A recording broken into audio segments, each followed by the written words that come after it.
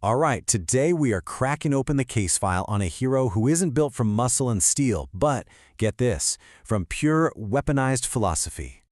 So, let's just start with the one question that defines this entire universe. What if your strongest belief, your winning argument, could literally rewrite the world around you? I mean, literally, that's the fundamental rule here. That's the world of Derville. You see, this all takes place in Isilgard, a reality where physics kinda takes a backseat to logic. It's a consensus reality. Think about it like this. A skyscraper doesn't stand because of steel and concrete. It stands because we all believe in the institution it represents. But if that belief fails, the building literally crumbles into dust. And it's into this world of weaponized ideas that our subject, the sorcerer-philosopher Derville, steps. So how in the world does a being like this even come to exist? Well, like any good myth, there are two sides of the story, right? There's the legend that everyone knows, and then there's the declassified, far more tragic truth that's been buried in some dusty Cold War archives. The public myth, the story they tell, talks about some noble baron trying to transcend his mortal limits and become a living idea. But the declassified reality? It was a secret West German experiment in weaponized philosophy. Yeah, their goal wasn't to blow up tanks, but to convince the enemy driver that their tank simply didn't exist. And well, the project was a complete and utter disaster. They put this philosopher, a Dr. Diagen, into a simulated utopia to build up a perfect belief in reason. But a rogue handler who went by the codename Mesto hacked the system and turned his paradise into a living nightmare. In that final, shattering moment of trauma, the whole psychic trigger inverted. He didn't awaken as some champion of reason. He woke up as a fractured entity, a living weapon of pure, chaotic will. Okay, so what can a living philosophy actually do? This is where things get truly mind-bending. I mean, forget energy blasts or super strength. Derville's powers are literal, physical manifestations of incredibly complex philosophical arguments.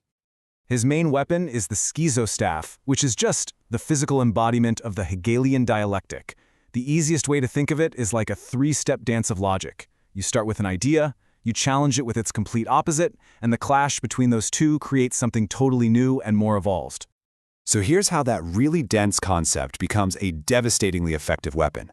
One end of the staff, the thesis end, creates matter. The other end, the antithesis, annihilates it. And when he slams them both down together, that's the synthesis, a shockwave that rewrites the very logic of the battlefield itself.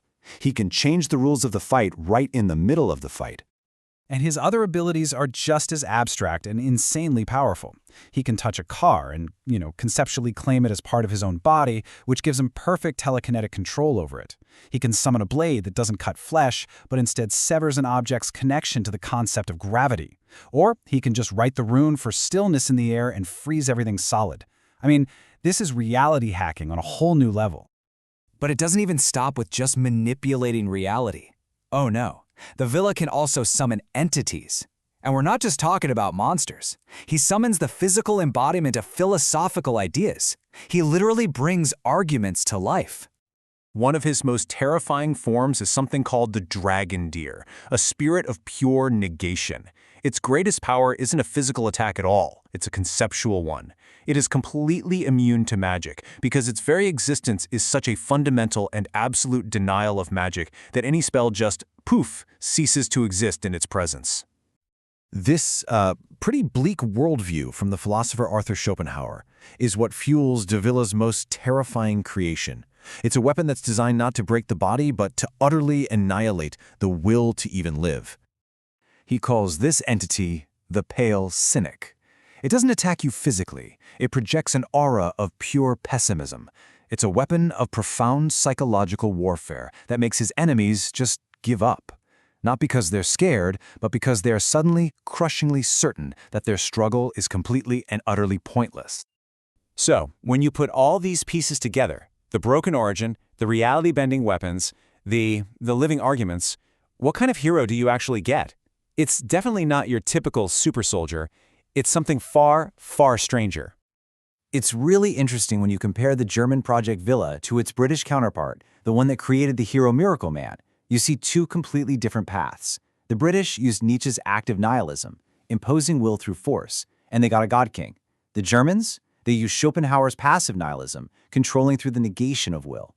And their catastrophic failure produced not a hero, but a ghost. He is the absolute master of his world's rules because he is the rules, weaponized and given a physical form. In a universe where ideas are everything, he is the ultimate argument. He doesn't just bend physics, he's the living embodiment of a system where metaphysics is the only physics that truly matters. And that leaves us with the final, pretty unsettling thought to ponder. If our shared reality is just an agreement, a story we all tell ourselves to make sense of things, what happens when someone as powerful as Derville decides to write a different story? What happens when he simply stops agreeing with the rest of us?